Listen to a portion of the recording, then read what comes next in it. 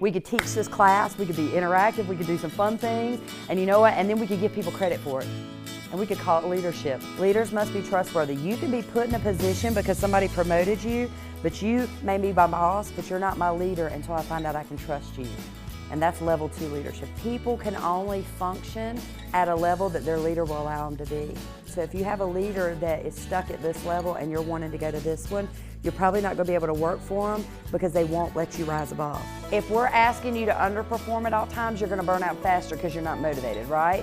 If we work you to death, we're going to burn you out faster. So there's a place of peak performance where you really get in. Sometimes people don't even recognize their own talent, and so sometimes you may see something in them and see where they may have started out at this place in the company, but really they have potential for this and this. So I think that's when the true value comes in, is recognizing that, you know, what doesn't kill you make you stronger. If you want to get the job done, you've got to speak to someone on their level and their preferred communication style, or you just never connect, or it takes longer to connect. Let's identify that there are basically 4 different personalities that exist within any given group of people. The blue is the communicator. They're the natural communicator of the group. I love golds because they're the give me a deadline, I'll get it done. We've always heard good is gold. Gold are your solid administrators. Green. Logical decision makers. Very goal-oriented, competitive, and inventive. Oranges are the innovators. We are definitely the free spirit of the group. Now that you understand you, how do you communicate with other people? Taking the personalities and mixing them together is what makes the team work so well together. But what you have to do is you have to get them aware of this so that they can start appreciating the differences. One big piece of becoming more sensitive and more understanding and communicative is understanding the world they grew up in. So for me, I'm a Generation X, and if you ask me what traumatic thing impacted my lifetime, it was a Challenger exploding. And where was I when it exploded? I was in elementary school doing what? Watching it on TV, and then the Challenger exploded.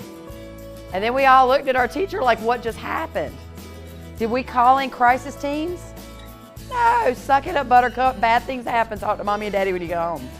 Once we recognize what generation people are in, we look at who's training who.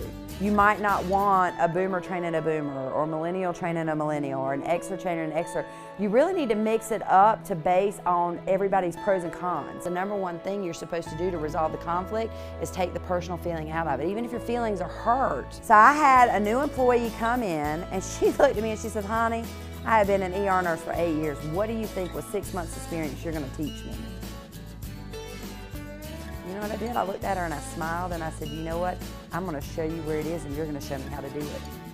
And so instead of it looking as me training her, it was a collaborative. I showed her where things were, and the best training I got in my entire nursing career was from that nurse who I oriented, but I learned so many things that nobody else had taken the time to show me. It was the biggest gift I could have ever been given. So what is your responsibility in all of it? Be the change you wish to see in the world. Based on what you've learned today, I just want you to think about what ideas you're going to take back and put into your workplace, okay? Because this has been a fun, entertaining day, but really the whole point is I want you to be a better leader when you walk out the door than when you came in this morning. That's my challenge,